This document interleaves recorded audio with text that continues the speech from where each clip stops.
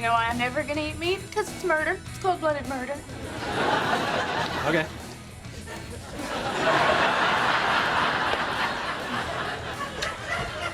There's a Phoebe on my sandwich. Phoebe, what are you doing? I can't help it. I need the meat. The baby needs the meat. All right, look, you know when you're dating someone and you don't want to cheat on them unless it's with someone really hot? I always thought that becoming vegetarian would be difficult. Veganism, completely and utterly impossible. I had visions of self-proclaimed vegetarians laying in bed, eating a packet of beef, sneaking out at night to get a KFC with a grandma. Like, I just couldn't imagine that somebody would actually commit themselves fully and be satisfied in their decision to become a vegetarian or a vegan. When I decided to take the plunge, I absolutely fretted everything I've read going into the supermarket, figuring out that I couldn't eat anything, that my weekly shop was going to be mega expensive and I was never going to be able to afford a t-shirt again, having to look down aisles and aisles of food that I had forgone, the realisation that my food plate consisted of nothing but bland vegetables and like a tofu steak that tasted like arse crack. So when I kept moving through the motions of life and figuring out that each element that I dreaded was so much a larger threat in my mind, I was confused. And I'm sure people have experienced this. There's this ingrained sense that being vegan is bound to kill you. I've been vegan for over 4 years now and people still ask me or tell me that I'm going to die because of lack of nutrition. They're like, how do you have any energy? If I get sick, like if I have a cold, they're like, well, it's because you're vegan. People still ask me if I'm going to crack, if I have any cheat foods, if I eat chocolate. Hearing these things over and over and over, I began to wonder, why do we think that being veggie and vegan is so hard? And I came down to one culprit, and I'm putting out a hit on it. Phoebe Buffay. I'm gonna put a little thing here. So it doesn't all come down to Phoebe Buffay, but I think even a little amount of our doubts might be explained by Phoebe Buffay as a character, but more so what she represents. Phoebe is kind, she's pure, and she has a childlike outlook on the world, which is at pittance with the overly structured adults around her. You know, all of the other characters are like trying to fumble their way through adulthood, whilst Phoebe is just content to live in her like adolescent, innocent, glorious mind, you know? And she's also vegetarian. This is a trait which affects her overall character and some narratives in a few episodes. Phoebe's vegetarianism is portrayed in multiple manners, but most importantly, it's ingrained as a part of her character. It's like ingrained into her persona, her humanness. She's caring and she's empathetic, and she tends to carry out actions which cause little harm to other human beings. There's this whole episode where her and Joey are trying to debate whether there is truly a selfless act, and she's convinced that there is because she wants to see things as black and white, but more so white, if that makes sense. So Springer highlights the limited portrayals of vegetarian and vegan characters on screen. Smart and strong female characters offer a challenge to the hegemony of carnism. And they're so far and few in between that they tend to make up for the representation of the whole group. In this sense, our perceptions of those leading a vegetarian and vegan lifestyle are influenced by what we see on screen. Who is Phoebe Buffay? Who is Phoebe Buffett? Who is she? Who is she? Well, to start with, she's female. And this is important. There's long been established this idea that masculinity and maleness is sort of grounded in logic and rationalism, whereas femininity and femaleness is grounded in like airy, emotional, unrationalistic states of mind. You know, we're led by the emotions whilst men are led by the brute force and massive cocks.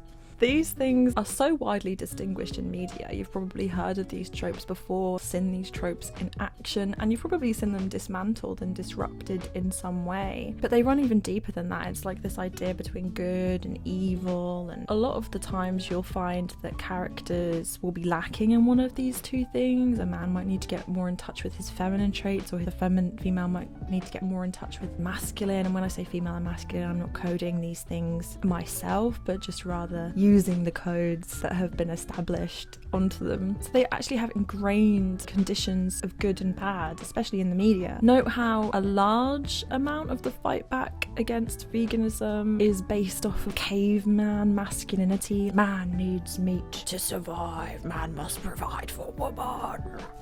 So veganism and vegetarianism is definitely coded as a female struggle, even though a lot of the spokespeople, the popular ones anyway, for veganism tend to be male, which is interesting. There's still talk about how it's largely a female population of people doing it, and that when men go vegan and vegetarian, people are like, oh, you're a little soy boy, oh, you know, you must be a twink. Contemporary work has begun to overthrow these stringent boundaries between the two and incorporate them into each other into one living human whole. But it's still a developing topic, and therefore anything which sort of goes against the grain is seen as challenging or outside of the norm. So Phoebe being female is both indicative of her emotional rationality and indicative of the emotional rationality of vegetarianism. Animal rights is an integrally emotional issue. You know, it deals with the lives and the suffering and all of that stuff of animals, and it gets a reaction in people. People feel shamed or sad, or they want to click out and just not even think about it. It evokes an emotion in us that we want to avoid, in a sense. We can't help but feel when we hear about animal suffering, but what we can help is our rationality and our logic. So my suggestion here is that the links between Phoebe's gender and her vegetarianism further propel the idea that animal rights activists, or those who choose to not eat or partake in animal suffering in any way, are not based off of rational, logical thinking, the types of thinking which are valued, but rather emotional thinking. What you see when you are a vegan, or you actively partake in like the discussions, is you see a lot of people trying to defend these emotional arguments. It's always, well, we need it. Rationally, we've survived on this for years. Well, we're the top of the food chain. You know, these arguments come up over and over and over again, always based off of rationality, which, without being too like go vegan, they all can be debunked. This is further perpetuated by Phoebe's childlike humour and her mentality. She sees the world through this glossy and positive and oftentimes simplistic ways. She's at odds with the rational, mature adults around her, and this is exaggerated by her sense of style, her humour. Have I already said that? Probably. She's set against, you know, the muted grey colours of New York. She's vibrant and she's different and she's unique. It's not portrayed as an inherently bad thing in this world, but she is used as a quirky comic relief. You know, we're not necessarily supposed to relate to her fully, but rather we're supposed to admire her and laugh at her and be thankful that she exists in this world. You know, take the way that Phoebe interacts with animals, so she talks to squirrels, and Phoebe's portrayal of leading a vegetarian lifestyle is therefore further portrayed as innocent and pure, but not one which is based off of logic or adult reasoning. Okay, I wrote in my script, now let's get to the good bit, but I'd rather not say that seriously, so you can just have it like that. Now let's get to the good bit. Even though she's adamant about her beliefs, Phoebe occasionally slips up. In fact, her vegetarianism mostly comes into the forefront of storytelling when she is debating whether she should continue with it. So this further pushes vegetarianism as an internal battle. It's a push against the emotional reasoning, I don't want to hurt these animals, versus the logic, but I like it and my body needs it. It's that push and pull again. These cravings are seen as normal cravings.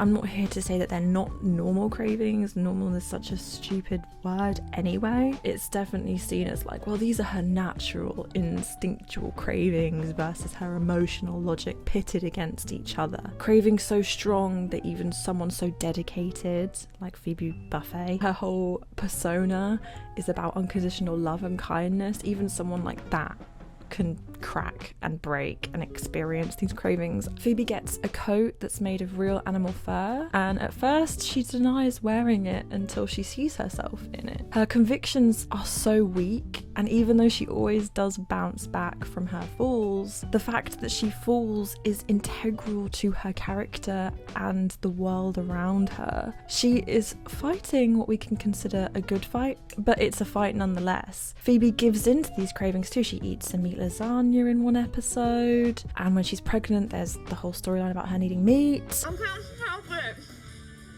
I need the meat. The baby needs the meat. To be real, unlearning the normalization of eating mass-produced animal products does take time. It takes education. Slaughterhouses are hidden from the public, and they're only exposed through animal activists for a reason. And the need for animal products to have a healthy, balanced diet has been disproven multiple times, but dairy, nonetheless, still exists on our balanced eating board. It's so weird. What's important here is that Phoebe's battles aren't against the normalizations of animal products. They're internal moral battles, which seem to be against moral rationality versus human instinct. She isn't complaining that there aren't enough options at the buffet. She's just eyeing up the meat. It's got a whole veggie vegan spread with hummus and carrots and chickpeas and fucking pitta and oh my god, and Beyond Meat burgers, and but then she wants the steak over there as well. This places the rationality of vegetarianism as something which is in constant upheaval, a struggle which cannot be overturned even by somebody as seemingly dedicated as Phoebe's character, pardon me. Like I said before, these representations make their way into the mainstream, and they make up for our perceptions, and they contribute to how we learn and we understand certain topics. People still ask me after 4 years, how can I possibly do it? Surely I must get cravings that are just so persistent, and they feel bad for me, thinking that I miss out on so much and that I'm sort of punishing myself in a weird way. The truth is that none of those things are true, and I believed them very diligently until at least I was vegan for about 2 years, I'd say. I started to really be like, wow, I'm not gonna crave meat ever again. Like, I'm not gonna crave dairy or anything. Why is this? How? You know, like, it's still weird to me because I was so convinced that it would be impossible. We've grown up being taught that one way of eating is normal and natural, necessary, shout out Melanie Joy, and that another is weird and it's something that only do-gooders and health freaks partake in. It's at least something to think about, I suppose. I mean, who else was veggie on screen when we were younger? I can only think of a few others who mostly consist of like fantastical vampires who like choose not to eat human blood. And that is another nudge again between vegetarianism and being against your own human instincts. Sorry if you can hear the loo flushing in the background. Also, I'm trying to buy Kings of Leon fucking limited edition vinyl, but what the fuck is cryptocurrency? What is going on? I keep signing up for it and then it's like, right, now you need to sacrifice a lamb on a hill in order to pledge your soul to the allegiance of Elon Musk. I'm so fucking confused by it. I just want the vinyl. But anyway, I hope that this made sense. I hope that you agree. If you don't agree, I'd love to know why. I'd love to know more examples of vegetarians or vegans on screen, especially if there's any ones which like just happen to be vegetarian and vegan. So I hope you liked my ideas. I really hope that the microphone has recorded my voice. I take it as a sign of God if it didn't. Anyway, let me know what you think. I don't know how the fuck to finish this.